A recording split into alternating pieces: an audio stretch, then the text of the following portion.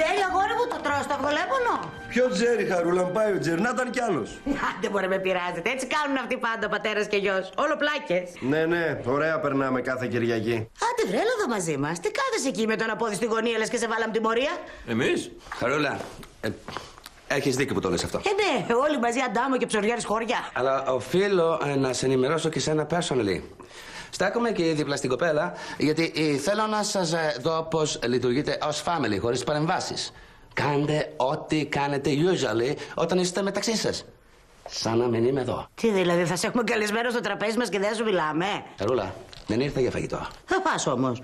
Σιγά μη μυρίσει το φαγητό της Χαρούλας και δεν φάει μετά.